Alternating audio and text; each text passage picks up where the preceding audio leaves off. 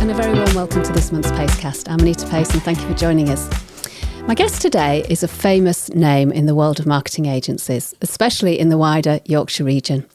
He's had impressive success in all the agencies he's worked in, and we'll learn more about that as he shares his story with us today. I'm delighted to say that my guest today is Stephen Kenwright. Hello, thanks for having me.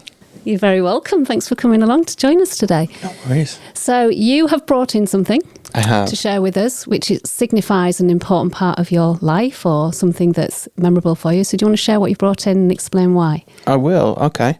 So I have brought a tote bag from the first Search Leads conference that we did at Branded 3. And I was thinking about when you asked, like, what bring in an item that's significant, basically. And there's a few reasons I brought this specifically. And the first one is there's been a trend on social media recently of what was happening 10 years ago and like you in 2016 versus you now. Yeah. And I was going to post about this, and then Charlie Harris, who was a colleague at the time, beat me to it and basically said everything I wanted to say. So I haven't done that. So this feels like a nice opportunity. This is literally the only piece of marketing agency merchandise I still own. So even, at Rise at 7, which was the agency that I co-owned, we had a habit of merch drops. We designed them so that they could look like something you would actually wear, and keep. The brief was always like something that they'd sell on Boohoo. Okay. And so we did a really, thoughtful job of those kind of things. But, even all these years later, this is literally the only thing that I still got. It's actually quite a good bag. But why? Well. So why is that one important to you then? That was the first conference that we did. And I remember when we were deciding to do it in the first place, like in the marketing world, you're looking for leads, you're looking for new clients that you might want to work with, or that might want to work with you, obviously. And we had been to a CMO, Chief Marketing Officer speed dating type of event, and I think it had cost us £40,000. It was one event. It was very expensive.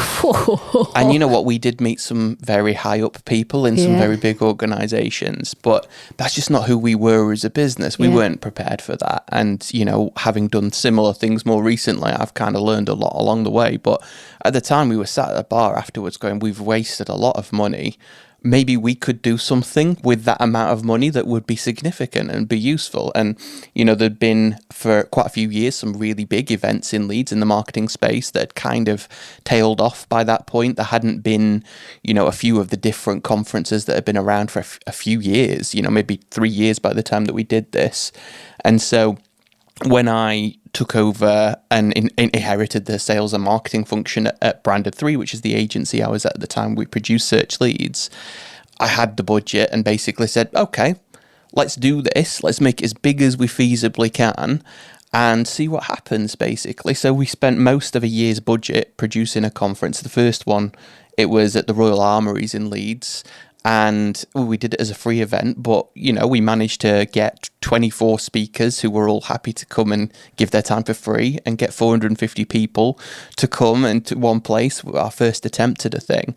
And I think the conference itself was good. It was certainly one of the things that sort of put me on the map and put the agency on the map to a degree as well, although it had been around for quite a while.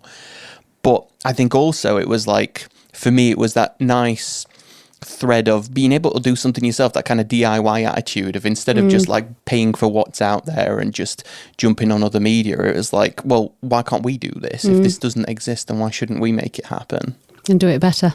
Absolutely, if possible, yeah. So we'll come back to that, because doing things your way and doing it better has been a bit of a thread in your career up until now. And as I said in the intro, you've had a very successful career to date.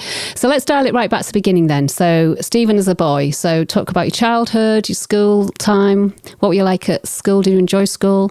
I did enjoy school. I was born in a mining village at the top end of Nottinghamshire, bottom end of South Yorkshire, which is kind of still where I live. Quite a poor area, not like it could be worse, certainly, but it wasn't a very affluent area. And it's in that district where, we are one of several mining villages, and all the way around us, it's a little bit rough. I did enjoy school. I went to the church school in the village, and All the way through my school career, I would have said I was really fortunate to have, the parents that I had who read to me every day and spent a lot of time with me and everything. So I was quite clever as a little boy. And what did your parents do? Were they in marketing at all? No, definitely not. My mum is a school teacher. She's just retired last year. My sister's a school teacher. My wife used to be a school teacher. Her parents both school teachers. Oh, wow. My dad was a lorry driver at the time. So when his dad died, my dad inherited his company. It was basically like a small haulage firm, tens of thousands of pounds of debt, gambling related, I believe, and just lots of issues. So my very early years, my dad was like on the road, like literally driving for 72 hours at a time, sometimes like sleeping in a lay-by kind of thing to keep the thing going.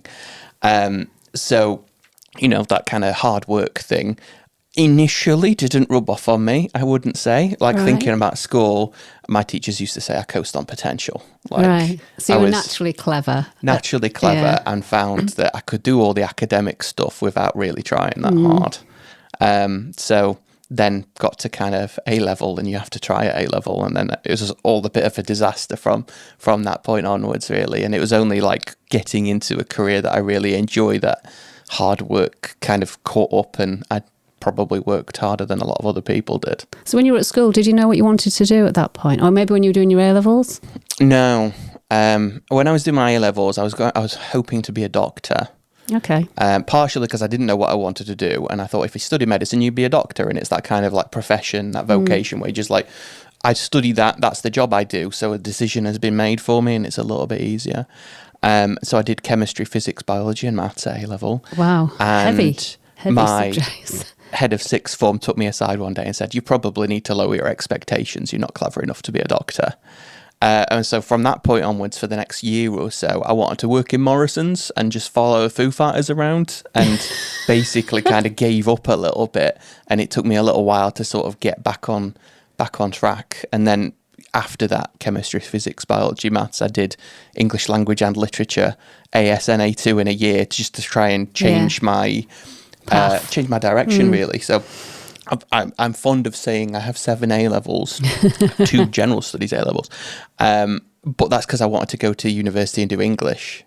And the reason I wanted to do English, I did a tour of the halls of residence at Sheffield Hallam, and I met a girl in the halls who said, if you do English, you only have to go in 6 hours a week. So I switched everything. So this is you doing the coasting thing again. This is me doing the coasting, which I did till I was sort of 23 years old, really. Yeah.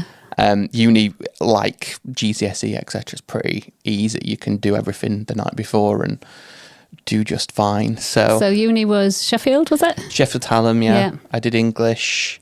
And then after English, still didn't know what I want to do. So I stayed and did a master's degree in Shakespeare and Renaissance literature. Wow, okay. Which was fun and surprisingly useful. Is one of the things that, when I say that, like, oh yeah, very useful for marketing, actually it was. Like, there's loads of things in there that have been really useful. You learn about editing, you learn about publishing, got published play, those kind of things.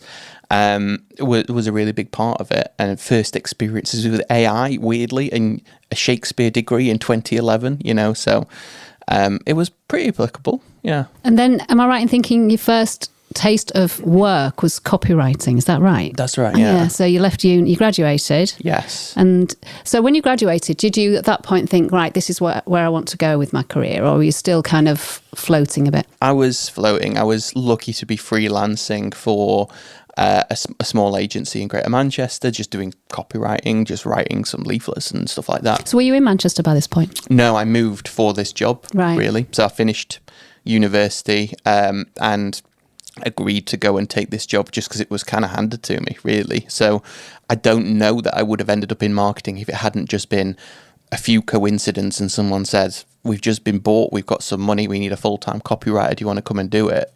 If I'd had to go through all the interview process and, the process that graduates today have to go through where it's 70 applicants to one job, I'm not sure this is where I'd end up. Yeah. Oh, right. Okay. So hence you got the opportunity. Yes. Okay. So you moved to Manchester. I did. You went to the other side. I did nearly a year on the other side. And that's my first taste of kind of agency. It was an in-house agency. So this agency had been bought by a B2B organise a FTSE 250 facilities management company of all things. Okay. So it was the in-house agency for Mighty, which is like cleaning and security and all sorts of kind of that kind of thing. Big organisations will outsource stuff to them. And they had this really sensible in principle policy of Mighty First, which is if there was someone in the group that could do a thing, that agency, that team, that person was probably going to get that work rather than outsourcing it. And I was the only copywriter in a staff of like 70,000 people, something How like many? that. 70,000? Yeah, because there's so many like security guards and catering staff and all that kind of thing. Yeah. So like my first couple of weeks, I was doing a pitch for Lloyd's Banking Group because it needed to be proofread, and it was worth £155 million a year. And it's just like that. A bit of pressure there then. That complete look after look kind of got me to where I was when I first started working hard, I would say. Like there was all the things that aligned to make me land in the right place to see an opportunity to do something, really. Yeah. So did you enjoy that role, the copywriting? Consider it something that you just kind of fell into rather than pursued? Yeah, I think to a degree. I was working with lots of different departments in that organisation, and copywriting was the kind of skill set that I was applying. But when I first started working with the people working in search, for example, that made a lot more intuitive sense to me for a few reasons. One is, at that time, certainly, you put this in, you got that out, it was all very straightforward and you could see a cause and effect. That was nice. But also kind of coming straight out of university, I had that idealism of, I don't really want to sell this crap to people who don't want it. I would much rather people were looking for it and I help them to find it. And that's, that anti-capitalist thing that you have when you're 21 years old. So 22. Yeah. Okay. So you were at Mighty for, it wasn't that long, was it? About a year till I got made redundant. Okay. Yeah. Okay. So then tell us what happened next. I knew that search was fun, it was interesting, had a bit of a taste for it, some good colleagues doing that kind of thing, and so I wanted to find a full-time search job, basically. I wanted to be this side of the Pennines because the right side? Already, yeah, absolutely. I was already with my now wife and wanted to get back home instead of a long-distance relationship. So, is she someone you met at uni then? I met after uni, yeah. Okay. When I was doing my MA, she had just qualified as a teacher and she was looking for a teaching job and we were working in a pub together. Okay. So we did go to the same uni, but friends of friends, but never quite met, But yeah, I wanted to get back to her. Yeah. And so I ended up in an agency called Branded 3, as I mentioned. Yeah. And what role did you go in as? I went in as what is probably now called a PR executive. Yeah, so still on the words, the writing side of things. Yeah, kind of. Yeah. There's certainly a part of that. I wanted to get into the search bit, the strategy bit, really. Yeah. But that's not necessarily something you do at entry level. So I got the job doing the outreach. Really, that's where I started. Yeah. And how old would you have been at this point? 23. All right, so still relatively young. Yeah. And you spent quite a bit of time at Branded 3, didn't you? Yeah, about 7 years. Yeah, so and you progressed through. So talk to us about how that happened. I progressed really quickly for a combination of right place, right time again. Branded 3 was acquired about a year after I'd started by a larger marketing services firm. The owners had no intention of sticking around after an earn-out. There needed to be a succession plan. There wasn't really one. It was a very entrepreneurial business. There were a lot of people in that business who were, keen to progress and just go for it, basically.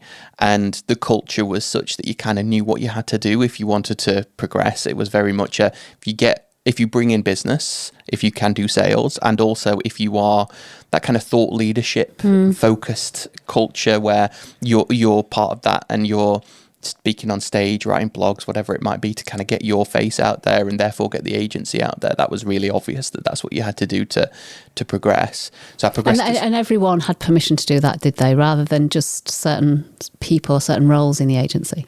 It was an odd one because this is something I talk to a lot of clients about now. I would have said, and I still say, if you want to do it, you'll do it. If you don't want to do it, you're not going to make anyone do it.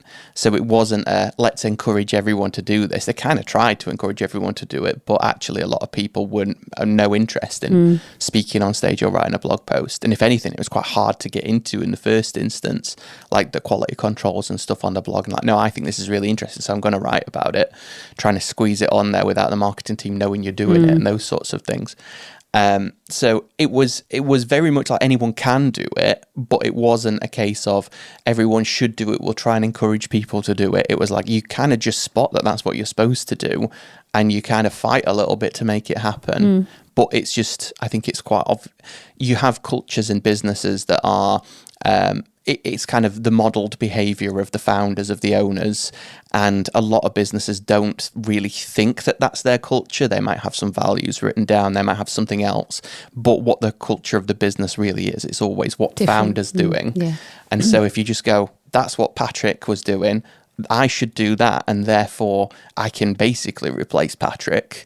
And really I did. Like, it was. So Patrick was the MD, was he? Patrick was the strategy director, but one of the two co-owners with Vin, who was the CEO. And really, you know, he was definitely going to retire. Did a good job of retiring as well, very young, and played golf, which is great. Loves that. But I think, you know, because again, being in that kind of environment, I'd started out on 14 grand a year as a PR executive and was on the management team in about a year and a half, like replaced Patrick as strategy director in 3 years, just because it was possible to do. And how did you feel? Because that was a big step for you. How did you feel about that, taking on that responsibility? Did you feel comfortable, or did you feel a bit out your comfort zone? But how did that sit with you? It was relatively easy in some ways and difficult in others. Vin, who was the other owner, was very direct in his feedback. So I always got some quite tough love from him, which was appreciated. The reason I grew a beard is because he said I look too young to be on the management team, that kind of thing, and that's just stuck.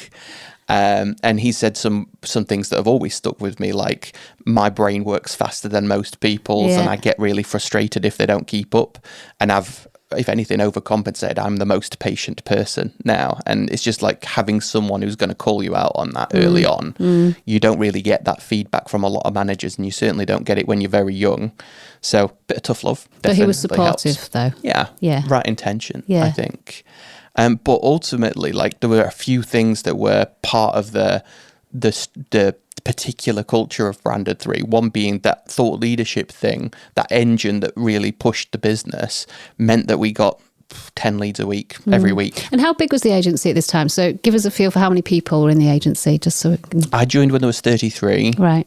We got acquired and suddenly went to 50, really. And then we got to... As a result of the acquisition? Kind of, yeah. Yeah, I think so. I mean, yes and no, in the sense of it was probably held down a little bit during the sales process while... due diligence and keeping the numbers up and everything. I'm not sure that there was that much of an injection of cash, so much as there was that's how big we should have been, and we'll stick some more people in there. Also, the world changed quite significantly in sort of 2013 for that particular industry, and it went from a person can do it with a spreadsheet to you need a team of creatives and makers and all sorts of other people. I'm talking about search specifically there, so that would certainly be part of it. But because, you know, Patrick and Tim, who became the CEO after Vin and Patrick retired, had done all of that legwork with the thought leadership and the marketing engine, like, there was always, you got a big pitch in front of you, and it's always that feeling of like, if we don't win it, there's another one tomorrow. So the pressure wasn't necessarily there.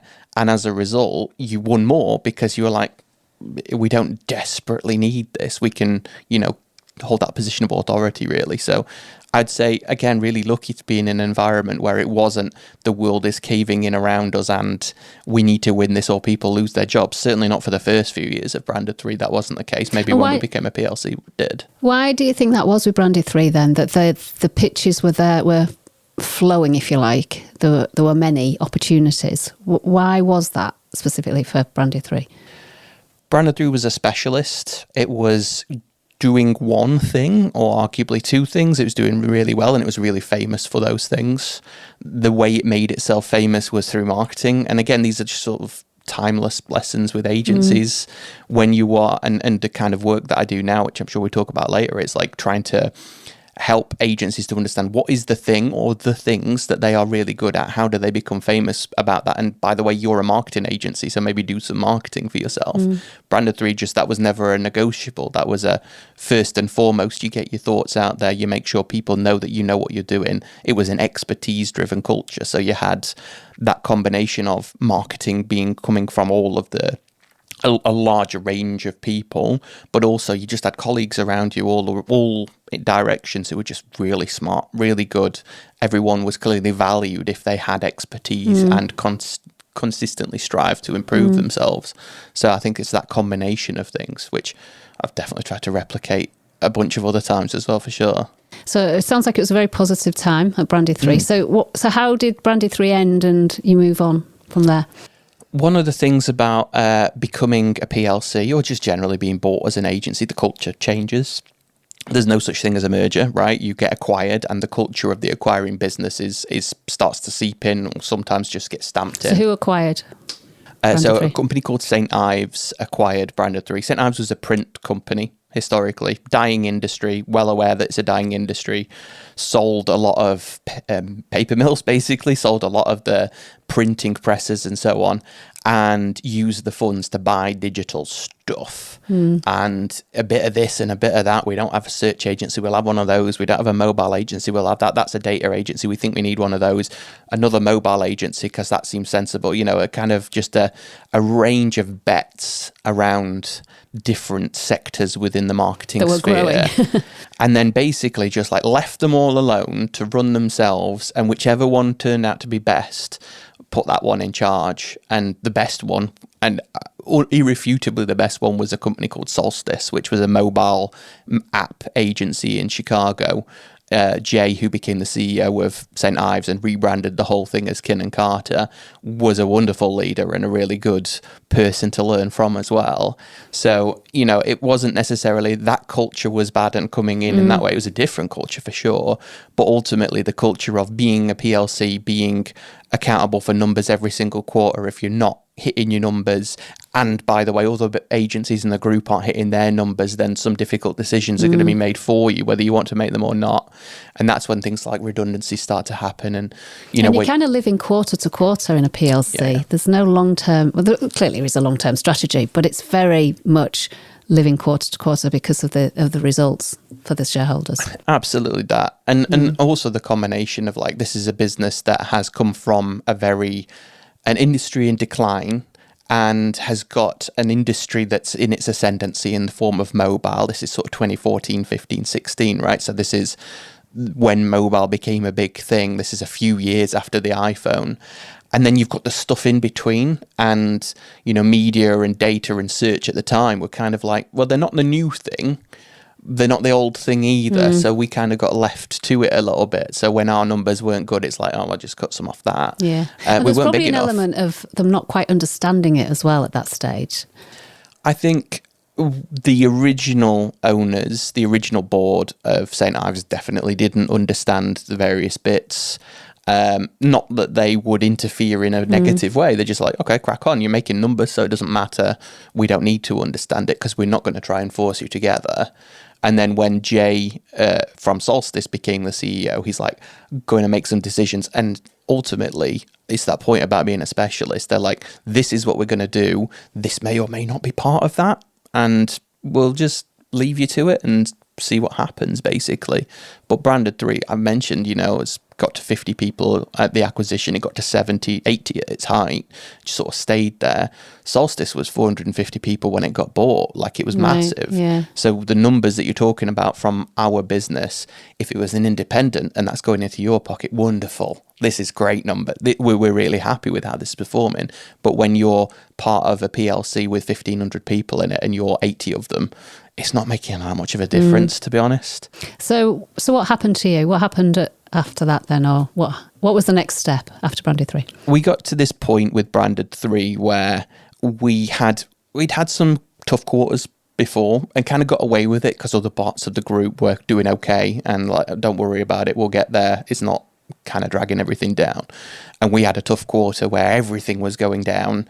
And we basically decided that we would rebrand. We would join some of the other group agencies in a merge, because if we did that, we'd save a bunch of jobs, basically. And it was probably never going to work long term. It wasn't a really easy fit for those businesses. 3 agencies that merged together were all in Bath.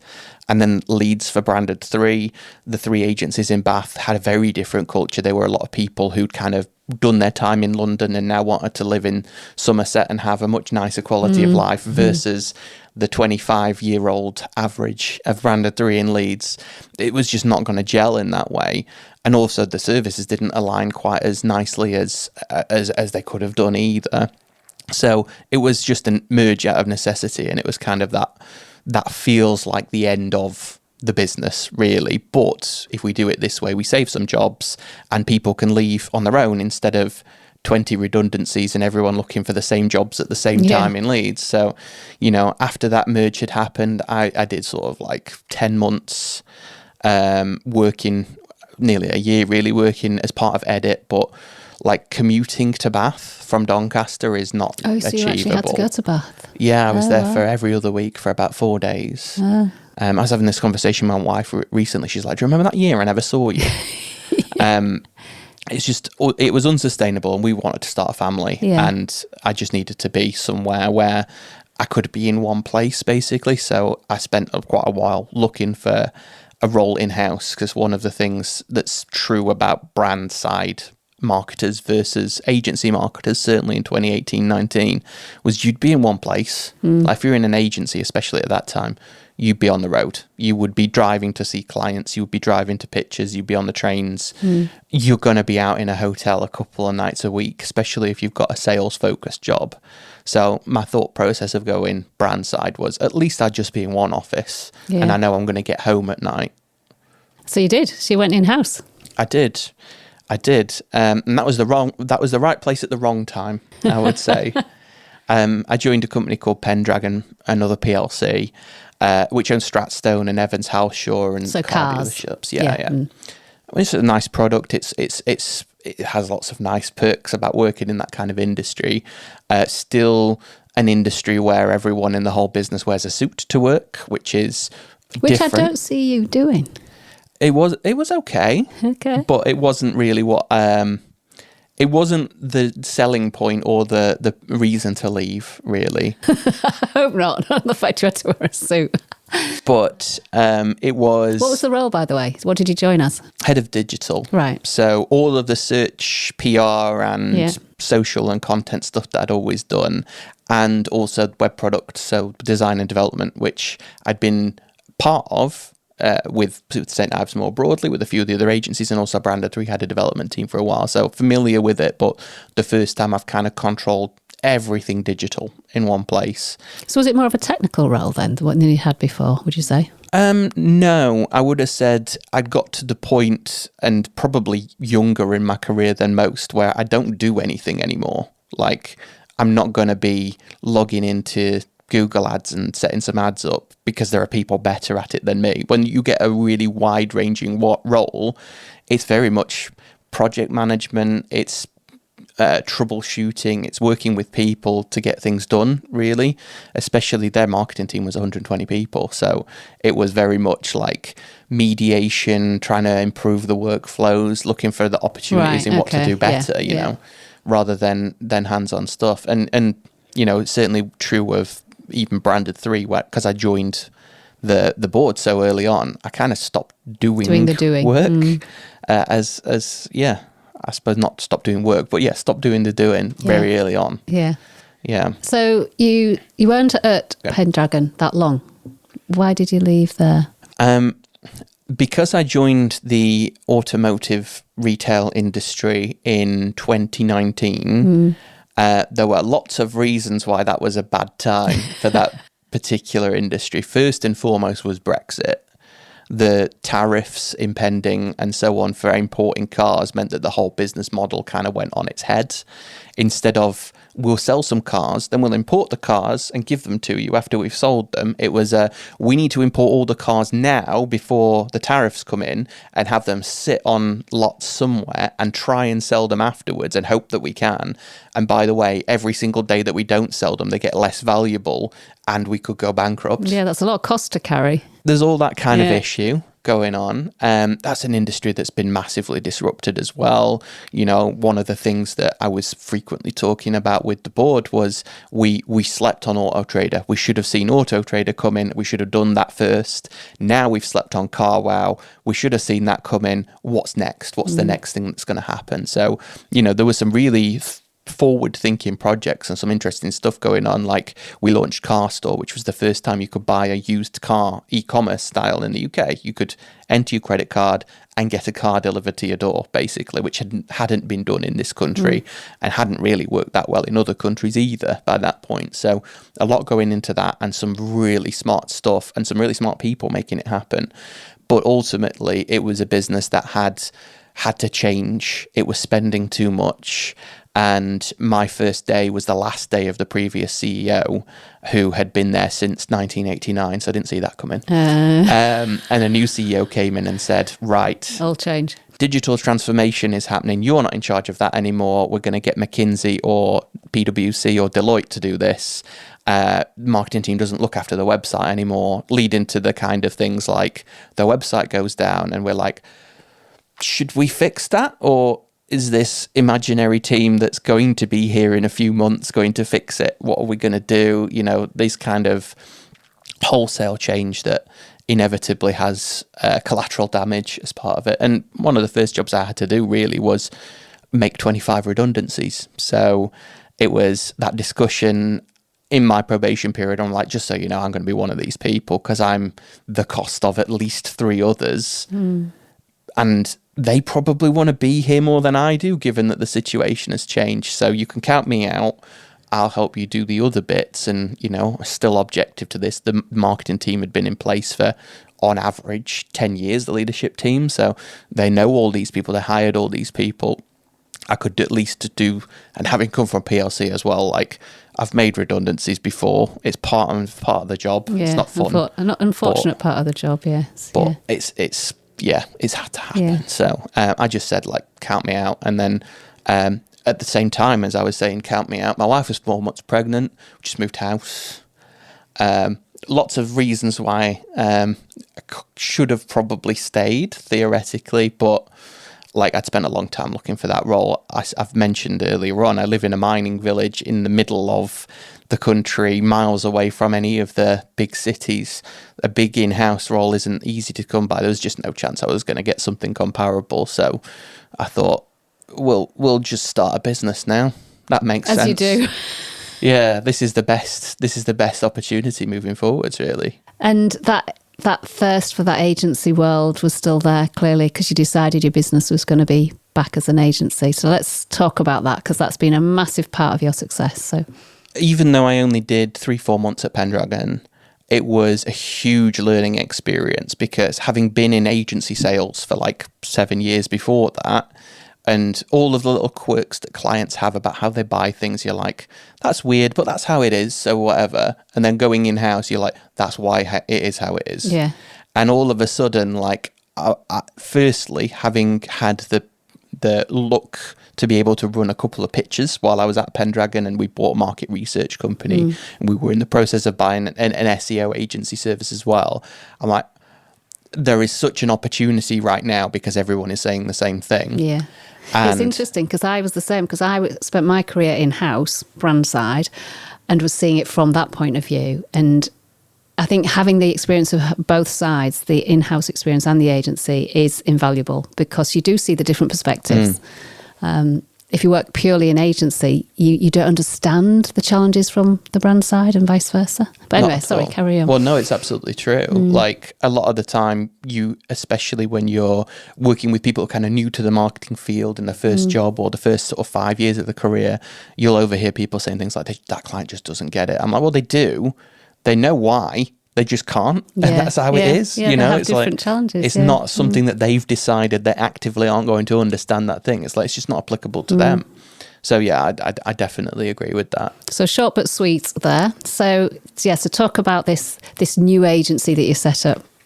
Well, so like when running the pitch processes at Pendragon and noticing that everyone's kind of thinking the same thing, and I disagreed with what they were saying about how, and you know, this is still very search thing. Rise at 7 started with a search lens, definitely. But my thought process was like, this industry is worth billions of pounds, and if only 10% of it agrees with me, then I'm going to be very rich. It's fine. So that idea that I think you see a lot on social media, etc., like it's all about this thing. Yeah, probably. But actually, if 10% of the people think it's about something else and you can capture a chunk of that market, then you are in a much better position than you would have been. So yeah, we had, I had an idea for what I thought the future of search would look like. And by coincidence, my co-founder at Rise at 7, Carrie Rose, was going through the application process for The Apprentice at the time. The TV show. The TV show, which she would have been amazing She on. would. I can just imagine her on that. Like she's the combination of brilliant TV and would have been a fantastic apprentice candidate, but actually good at it and would have done a good job. So that's probably why she didn't get on. Is that why you think she didn't make the cut? She told me, because I helped her to come up with the business plan, right? That's part of it. You know, they look like they're all kind of making it up on the fly, but actually they've had to submit that as at the part start of the process, and so she went through several interview stages and backwards and forwards to London and presented the business plan, and the various people kind of do the thing that they do on TV and talk through it and try and rip it apart a little bit.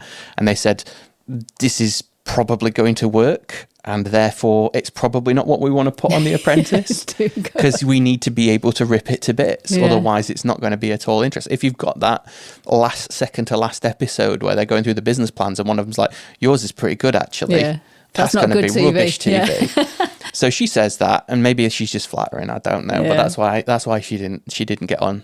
And was the business plan for The Apprentice the business plan for Rise at 7? Yeah, absolutely. Oh wow. Yeah. So they were right. It was going to work. Yeah, absolutely. So when she didn't get on, and I was going to leave Pendragon, I've been talking to her about potentially joining, like the business. Pendragon would have been miles better if we had someone like her in the business too. So we're like, well, maybe I'll be Lord Sugar and we can do this, basically. And this, just to remember, this is when you were, your baby boy was due. My wife was 4 months pregnant. She was 4 months pregnant. Yeah. So this is when you're starting a new business. Yeah. Wife's pregnant with your first child. Yes. We had an idea for the business, and we launched it within a month of what, you know, we'd had a business plan, right? So we got a bit of progress there, but we'd rapidly got to the point where we launched the business. But the thought process really was like, I can sell. Like, my job has always been sales. I feel like we've got something here. And, you know, if as a lot of newer businesses do, and older businesses to be fair as well, live and die by can they get clients to say yes or not. I think we can do that. So oddly seemed like the safest choice, really. Because, and just before we move on, what the name, Rise at 7? It was to capture a feeling. Like, we've mentioned Branded 3 a few times, and me and Carrie used to say that actually... Because Carrie was at Branded 3 with you. She was at Branded 3 with me, We used to say that we were really excited to get out of bed in the morning and go to work. It was great. It was a really good place to work. And we wanted to make sure that the agency that we had captured that feeling of, I can't wait to get out of bed and go to work. That was always the original vision. And there was all sorts of weird little puns in there that were kind of partially accidental. Like we just liked the number 7. That was Carrie's lucky number. There's an agency called 7. Like, we can't be called 7 then. Rise has that feeling of like getting up, but also like positive upward general increase of stuff. And it just felt kind of sunshiny, which was sort of what we were going for. And it just, which is Carrie's personality as well. She's very sunshiny is a good way of describing it. Absolutely, yeah. Full of enthusiasm, jumping out of bed, definitely. Sorry, I interrupted you. So you decided that this was something you were going to do, the pair of you together. Absolutely, yeah. And you did it in a month, did you say? Yes. From we'll do this to we're now public doing this. Yeah. Okay. It was about 5 weeks. Yeah. And what did day one look like? Had you recruited a team? Was it just the two of you? We, if lawyers are listening, we had not recruited a team. We knew what it was going to be. We were, again, really lucky because, and you make your own luck for sure, but Carrie was the sort of person that would, despite being told not to share any details about being applying for The Apprentice and whatever, would put on social media, I didn't get on. And we got contacted by a former client who said, I'll give you the money. You guys do my marketing. I'll give you the money to start this up. So, another reason why it felt like a safe bet. So we kind of had this vision of exactly what it would be. What I would say, running Branded 3 or running Branded 3 with the team for 5 out of the 7 years that I was there, that felt like a dry run. We knew exactly what we were going to do. The business was... The back end was Branded 3. It worked in the same way. We knew all of the details about exactly how to do what we wanted to do, really. So it wasn't making up as we went along, like, this is exactly how this is going to work. And for the most part, it did. Even through, COVID was unexpected. We were 9 months in. Yeah, was it, what year was this then when you set up Rise at 7? June 2019, and then COVID was March 2020. 2020, yes. So we didn't see that coming. No. Who did? But, the business continued to do what it did, basically. That actually, in lots of ways, massively benefited us. And I know it sucks to say because there's lots of negatives about COVID and, people definitely suffered as a result of it. We were right place, right time with this for sure. We had the combination of... a few clients who were kind of old school bricks and mortar retailers who hadn't really considered digitally as they hadn't been as considerate of digital as they should have been. So Cath Kidston, Halfords and Matalan would be 3 clients that we won early on. Really lucky to win big brands like that early on. Let's just pause there, because when I think about Rise at 7 and phenomenal success, but from day one you were winning big brands as a startup in Sheffield first, wasn't it? Yes, that's right. So you were a startup in Sheffield, unknown, and you were landing these big household names across multiple sectors. How did that happen? The agency was new and unknown, but I wasn't. The thought leadership thing that I've talked about for Branded 3, the being on stage and writing blog posts, etc., meant I built a network. So if you look now and see the disparity in my profile versus Carrie's, she's a huge deal, right? She's got 100,000 followers on LinkedIn or whatever. She's built up her brand, hasn't she? That wasn't where we started, and quite rightly as well. Like, she's the kind of person that the world probably needs to be prominent out there at the time, and probably now too. And me as a 30-something white guy, less so, I think. But that wasn't where we started. We won those early deals because we said, this is what we are about. This is how we're going to do things. And people who knew me already, and some of them that knew Carrie, and again some of the early opportunities we got in terms of like speaking on stage at the right places and those sort of things, they're like, absolutely, I believe in that. That's what I want as well. And so we had some wonderful clients early on who were willing to put their neck out and say, no, I agree, this is how it should be done, even though their various businesses maybe made them jump through quite a few hoops. Like David Williams, who was our client at Matalan. We won Matalan 2 weeks into the business, and I had to send the procurement department at Matalan a screenshot of our bank account to prove that we had one. It's not necessarily set up as a business to be able to work. And how many people, so this was 2 weeks into the business, you won Matalan. How many people were in Rise at 7 at this point? Me and Carrie and our first hire, Ellie. Right. So you've secured what would have been a very valuable contract based on... So they bought into you and your vision rather than a track record as Rise at 7, clearly. Track record as Rise at 7, but a track record previously. Previously, yeah. Yeah, absolutely. I think that's generally true of like agencies when they first launch. It's... Rise at 7 didn't have a case study on its website for 2 years. Like, even though we had the track record by that point, we're like, we don't really need it. Like... When people know who you are and what you're about, and you are consistent in that approach, and you are always talking in the same way about the same things and taking a position on something that's contrarian as well, or at least, thought-provoking, people will buy into that. And the case studies, the kind of track record comes later. It's the reassurance at the end of that. Once someone's excited about what you could do for them, they start to think, hang on, is this going to be as good as I think it's going to be? And, those sorts of things really play a prominent role later rather than earlier on. So we were very good at keeping the excitement high. And my role, Carrie, is all excitement. My role is, okay, let's talk about exactly how this is going to work. Let's give you every detail that you can think of. And this is going to look bulletproof. And most of the time it was pretty good, to be honest. It wasn't like it was selling something that wasn't a good product. So yeah, that's what really benefited us. I'm just interested because this was a co-founded agency, yourself and Carrie, and you both seem very different personalities, like very different.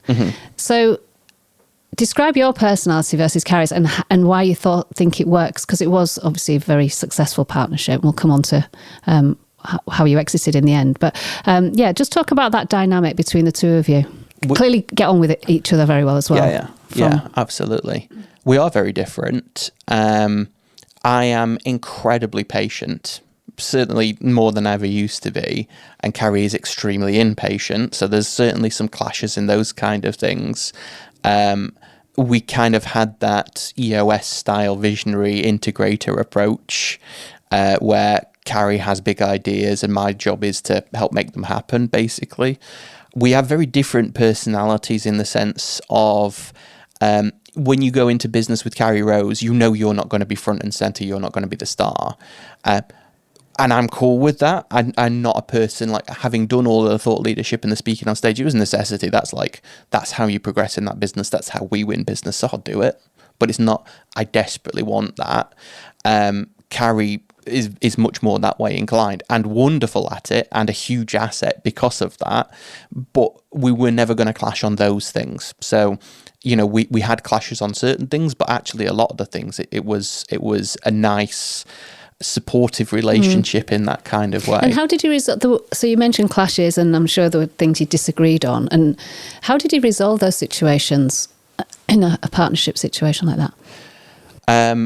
A combination of things. One would be Carrie's attitude and belief is conflict is good, and I generally agree with that. Like, if she disagrees with something, she'll tell you, like, straight away. She'll be like, no, actually this way, whatever. So, being able to discuss those things, because I think a lot of founding partnerships have resentment building because they do disagree and they don't tell each other about it. So having it all out in the open, generally speaking, helps. I'd certainly pick my battles as well because for the most part, like most decisions that you make on a day-to-day basis, and you probably make 10, 15 decisions really as an agency leader on a day-to-day basis. 13 of them, they could come off and be helpful. They could backfire and be detrimental, but none of them are going to break the bank. None of them are going to make the huge difference to the business. So when there's something like, I'm like, I don't think that's going to work, but I don't know. And it's not going to kill us if it doesn't. And we can afford to make a few mistakes here and there. So that's fine, crack on. Are there any examples that you can share with us of a mistake that either you made, Carrie made, or you made jointly together, which looking back now, you wish you'd done differently? Yes. One that I come back to where I was wrong, and I talk about this one quite frequently. I must mention I'm quite patient. I'm always playing the long game. I kind of play that role where I'm always thinking 3 years ahead, which is wonderful, by the way, when something like COVID happens, because Carrie's like, what are we doing for every client right now? And I'm like, what's going to happen at the other side? And you've got 2 points of view there. So that's really helpful. But we had early on, probably 6-7 months into the agency, we had an opportunity to hire a guy called Mark Rofe. And Mark is a journeyman, right? He has never been in a job for more than 2 years, probably 6 months most of the time. And he is incredibly well known for his personality, let's say, but generally, like, he just does stuff and it's really interesting. Some of the things that you might recognize his name for, he had a billboard in Manchester that said date Mark, and so he had a survey basically where you would apply to date him. I do remember that. He had a business called Wank Sock where he would sell a single sock as a novelty gift. He left Rise at 7 to start a business selling Christmas trees. And what did he join Rise at 7 as? As a PR executive. Right, okay. And I was against it, not because I don't like Mark, because I do like Mark, but because I'm like, we'll have him for 6 months and he'll move, because that's what Mark does. He doesn't have the interest levels. He wants to learn, great, and I appreciate that, but he's going to go on to the next thing, which he did after a year. But what I'd completely... Oh, you had him for a year, though? We had him for a whole year, yeah. Double what you expected. But that was because we went into lockdown and he was stranded in Sheffield because he So moved couldn't go anywhere. He moved from down south to Sheffield. So he probably would have left sooner, I don't know. But what I'd completely underestimated is what a difference someone can make to a business in a year. You've only got them for a year, but actually that year he made us famous. Like, he was on BBC News every few days or weeks or whatever. He changed... for the right reasons, I hope. Yeah. Yeah, he. So if I get this right, like, just random stuff that just appeared. Like, at one point, Joe Lycett changed his name to Hugo Boss for some kind of PR stunt. So Mark assumed that Joe Lycett was now free and changed his name to Joe Lycett. And it's just like a guy who headlines follow around, and you have this this energy in the business and this attention on the business. And he was really a prototype for what a Rise at 7 hire might look like later on, because we had lots of people where it's like, you'll make us more famous, therefore it's worth bringing you in. And it all becomes its own self-fulfilling prophecy. I must ask, what is he doing now then? He is selling a PR course. He is very good at PR. And therefore training other people to do it. I think he's just stopped selling Christmas trees. Whether that's just because it's now March. Spring, or whether that's because it's not the business that it was, supply chains and all that, you know. That's fascinating. Right, so Rise at 7, hugely successful. So let's just talk very quickly then about this trajectory, because you went from month 1, you, Carrie, and your first employee, sorry, I forgot her name. And then within months, I remember reading at the time, just the recruitment, you went to hundreds of people very quickly. So just, you had this phenomenal success. Just talk about that, because that must have been really challenging as a business owner to grow that quickly in such a short space of time. It was. So we went into lockdown 9 months in with 14 employees. So we grew pretty quickly from day one, basically.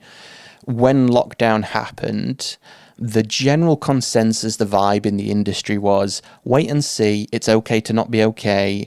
Everyone's struggling at the moment, whatever. And we were quiet for a couple of weeks, and we looked around like, we need to hire. Like, clients are still saying yes. We still have all this work. We really need people. And so we took the decision, despite knowing that we probably get a little bit of slating for, like, look, we're doing really well. We need people. Please come and work for us. And for a good chunk of certainly the first lockdown and probably through the second, we were the only game in town. Everyone else is like, don't know how well this is going to turn out or whatever. The reality is, and I think businesses generally underestimate this, when you say it's okay to not be okay, things aren't great right now, clients look at that and go, that business isn't doing great right now. I don't want to be on a sinking ship.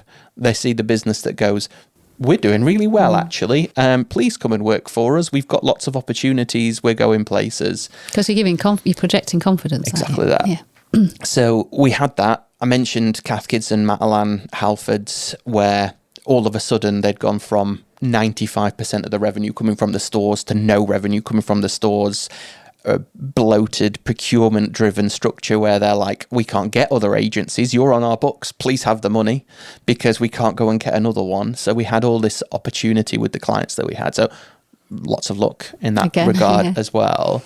But the conscious, I had a brave decision to just go, we're going for it. Like, we will grow as fast as we possibly can. The business was designed to grow as quickly as it could. So the infrastructure was being put in place from early on about, you know, the lines of reporting, the software that we would use to be able to track things. The management team was coming in place really early. We had, you know, the fortunate opportunity to hire some people like I work as a non-exec now. We didn't have non-execs because we were able to just hire people who've been like Nick Hussey came on board as former mother and 7 years as ops director at McCann and all these kind of roles, as someone who's been 30 years in his career to just be our ops director. So all of this experience of just people coming in and actually getting hands-on with stuff, combined with the kind of youth and the graduate scheme that we had in place to be able to hire a lot of young people and a lot of talent from different generations as well. All of that kind of combined to make that more straightforward. Being Sheffield based was a huge benefit to us because we started there on purpose. There's one business in Sheffield of any size, one agency at least of any size at the time, and it was on fire and has been on fire for 15 years. And so we knew that, about 10 years, we knew that people were good and were looking for something else, and we could probably pick up 5 people from that business. There's a few smaller businesses. We get 1 from each of them. We've got a team of 15 straight away. There's 2 universities that are spitting people out that have nowhere to go. I came out of Sheffield Hallam University and had to go to Manchester because there wasn't anything here. So, the idea of, well, we should just make the thing that we think there should be in Sheffield, and we would prove right. Like we were hiring and hiring and hiring, and a lot of those people were from that surrounding area as well. So that helped. So what was the team size then as you were leaving? Can you remember? 110. 110. That was in a very short space of time, wasn't it? Yeah, 2.5 years. We got to the point where we kind of like started to think about either going to market, which we definitely explored, or ultimately, I decided earlier when we started the business, we thought we're going to grow this and sell it. That's really straightforward to say before the business exists. But when you actually have a physical thing, you have friends, you have all of those things. Like I think, Carrie wanted to continue to run the business. If she sold it, she would have just done the thing again. So there's no point. So inevitably, it's just how things happen. But I did want to sell. I didn't want to be in the search industry forever. I didn't want to keep doing that forever, and was in a really fortunate position to be able to cash in, and the unfortunate position of going through that level of growth with a young kid and all the kind of things that go with it, to just like not have particularly healthy coping mechanisms through that, and in desperate need of a break. So because you'd have been working very long hours. Yes. So now this is a funny thing. Generally speaking, I worked in the conventional sense of being at a laptop and doing stuff from 8 till 6 and never longer than that. Would never get the laptop out afterwards. The team had an understanding that if they tried to call me at 7 o'clock, I'll be doing bath time. Nope, I'm not going to answer. There's no contacting me after this type of hour. But then there is long into the night of WhatsApps and thinking and, planning for what to do. Because when you've got that limited time span, we've got to remember lockdown. I get up with Max at 5 a.m. because he's a baby. And then I hand him to my wife, who's on maternity leave, at 8. And then she sits and looks after a human being till 6 p.m. That's a stint. That is a stint. And then goes, "Are you finished? Please take him for a bit." He wasn't necessarily a hugely easy baby. And I'd have him from 6 till like 8. And we did tea and we did bath time and everything. And then at the end of that, I'm just like, there's no way I can get a laptop out again. I will have a drink, definitely. Those kind of coping mechanisms, and just being like really burnt out from that sort of thing. So do you think that's why you decided to exit Rise at 7 then? Yeah. Because of the work-life balance thing?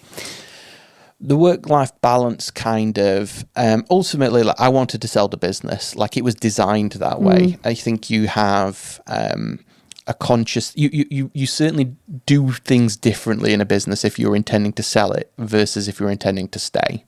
There's a lot of decisions you would make that would be compromises, for example, where if you're selling, you're going to get your numbers right, because if you don't get your numbers right, you don't sell. Therefore, I'm going to keep that client who I don't like. I'm going to hire that staff member who I've got a bit of a weird feeling about. All these kind of things. And when you're growing extremely quickly to sell extremely quickly for an extremely high amount of money, there's a lot of compromises all over the place. So when you're faced with the decision of, do I want to stay here forever now, having made all of these compromises and the trade-offs that come with them, that's part of it. Like, okay, this business is probably never going to sell. The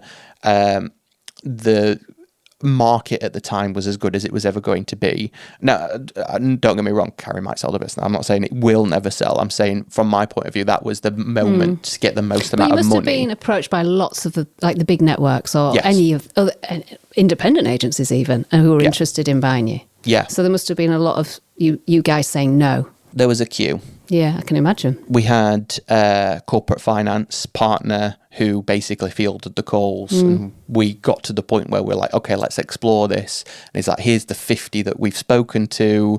I can go and find some more, but actually some of the ones that you did want to talk to, because again, by the way, like when we were thinking about starting the business, we're like, here are the 4 businesses that will buy us. Yeah. These are the ones that are going to be the ones that I think will give us the most money, that we will be the best fit with. So we designed the business with that in mind as well. So when it came to the point where you decided, all right, I'm out of here, give me the money, I want to go, did that cause tension between you and Carrie, or was she amenable to it?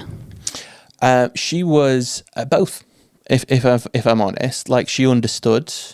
Again, like the real reason, like definitely that's the inflection point where the decision gets made. Yeah. But the decision is, do I want to carry on? But ultimately, can I? Like, at this point, like, I am the unhealthiest I've ever been. And how old were you, sorry? 35. So still young then. Yeah.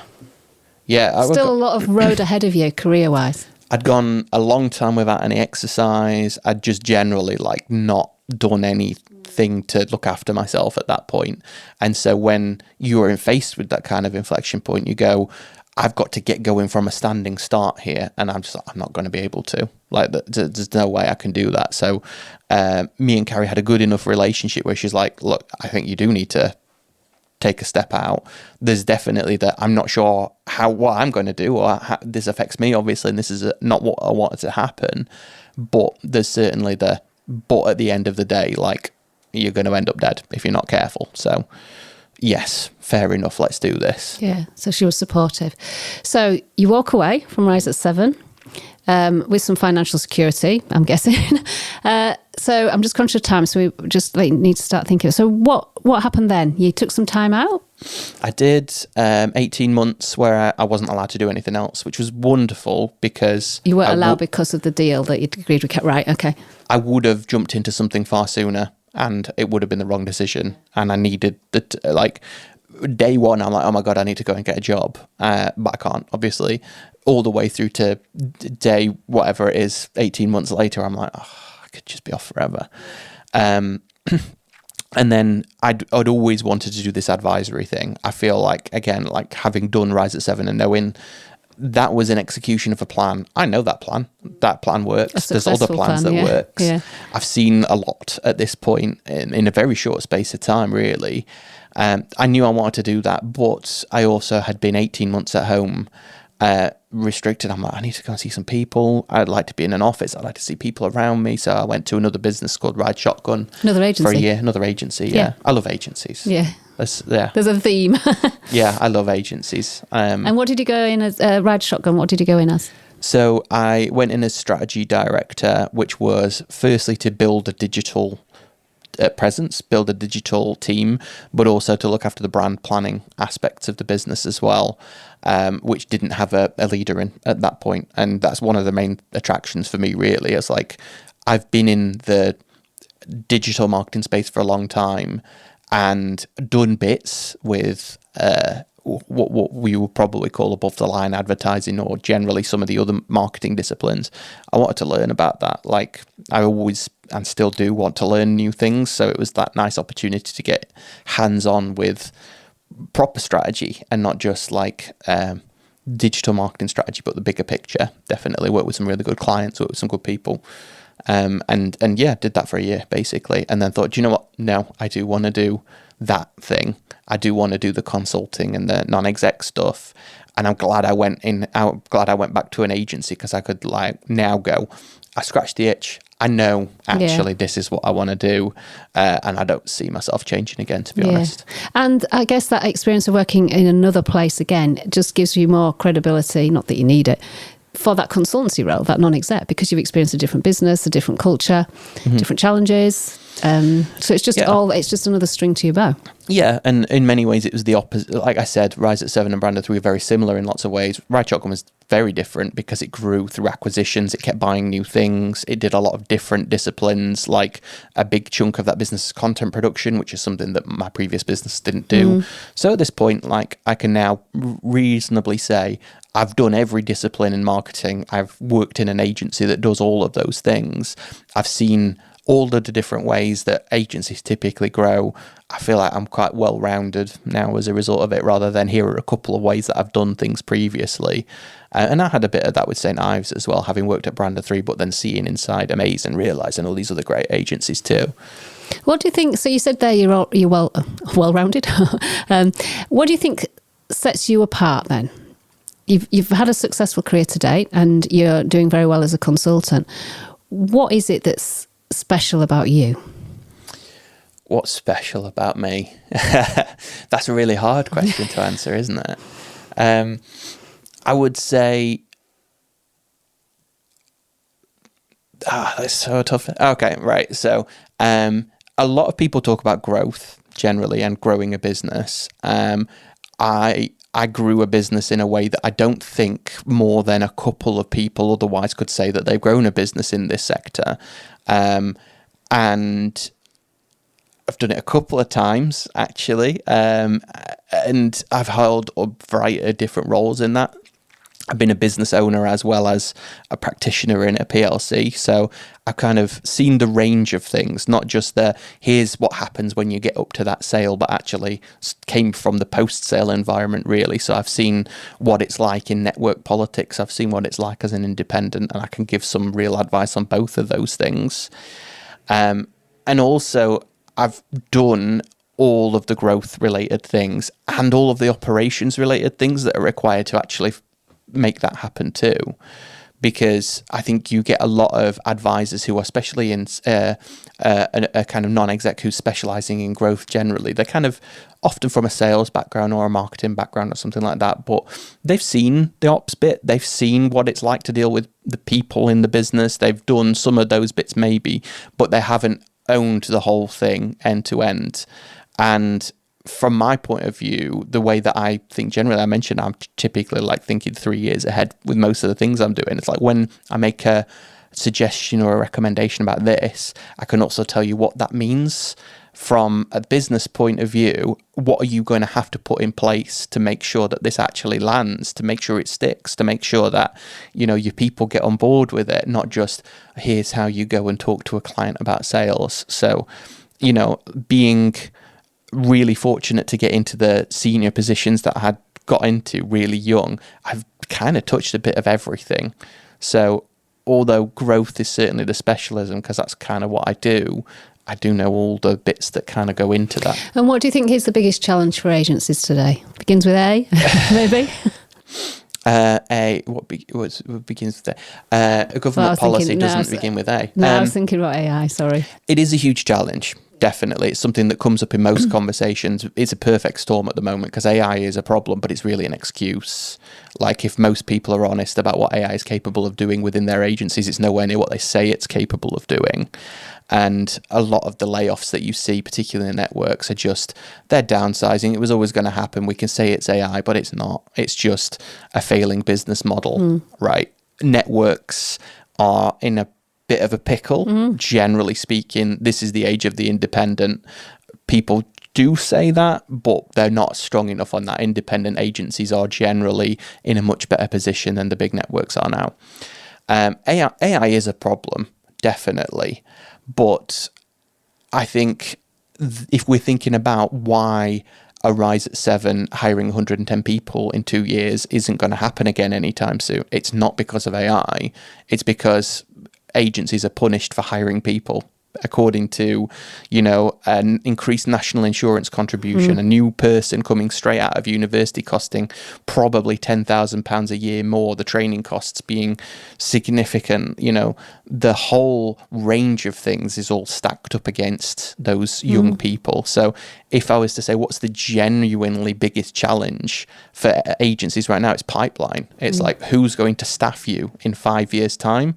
Because no one's investing in the next generation generation of people coming on board. And as someone who is now, having done probably over exaggerating or talking myself up a little bit, done pretty much everything. I'm 15 years into this career. Like I've not been here forever. So imagine what new people coming into business can do in the next decade.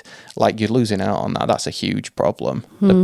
The pipeline coming through is just the biggest challenge. Yeah. You hinted at something earlier about the government policy. It's certainly a deterrent. You're deterred from employing people at the moment, it feels. But anyway, let's not go there. That's a whole different podcast. So you've talked about luck, and what do you think's been your luckiest break when you think back? My luckiest break is being born to the parents that I was born to in the place that I was born. I grew up in a very supportive house. My mum read to me, my grandparents, etc. So I was very, I was definitely told that education's very valuable all the way through, and people made sure that I was educated, and that's kind of continued. I've always been keen on learning, which has been a huge, huge advantage to me. I also grew up in a place where I was probably smarter than the average, and that feeling of big fish, small pond type of thing. I know you hear a lot about people going to like Oxford or something, and they've been the smartest kid in the town, but all of a sudden they are bottom of the class because there's so many people around there. Like I've just had so many I've had so much confidence from just being generally good at things in the environment that I'm in, which maybe wouldn't have been the case if I've been born super rich or something like that. So, I think that was lucky. I think when Rise at 7 experienced all the luck that it did experience, all of that had come from the things that went into it, right? All of that was... You make your own luck to some degree, don't you? Yeah. It's the kind of opportunities that you just capitalize on rather than, anyone has a lucky break, but it's just being able to make the most of it, really. Yeah. And we were. And what advice would you give to someone, if someone was setting up an agency today, what advice would you give to them? If someone's setting up an agency today, I would say, what's everyone else saying? I thought you were going to say what you're doing.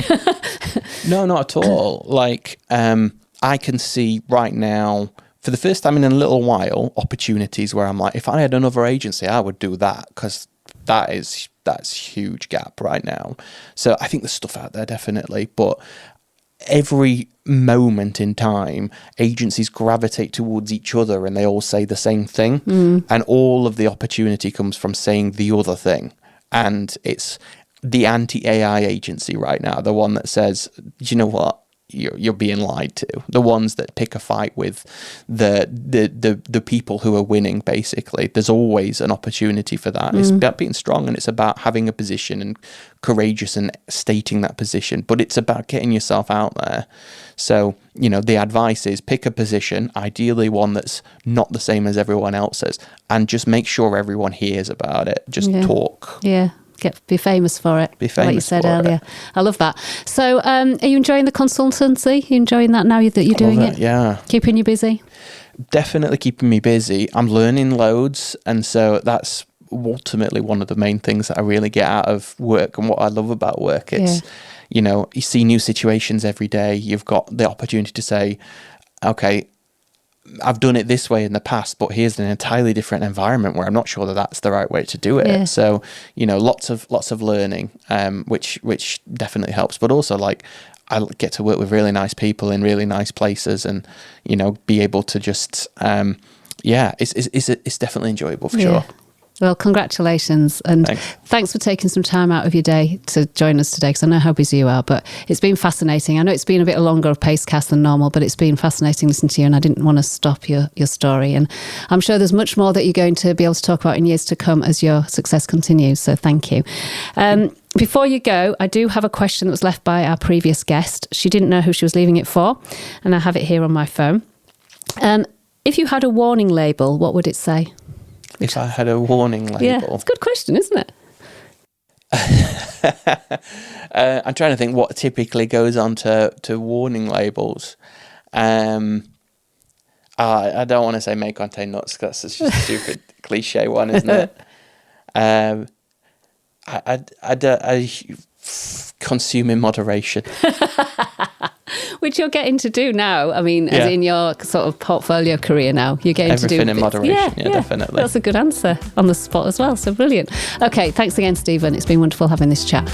Right, that's it for this month. Thank you for joining us. I hope you enjoyed this episode. We'll be back again next month with our next guest. But until then, it's bye-bye from me. Bye-bye.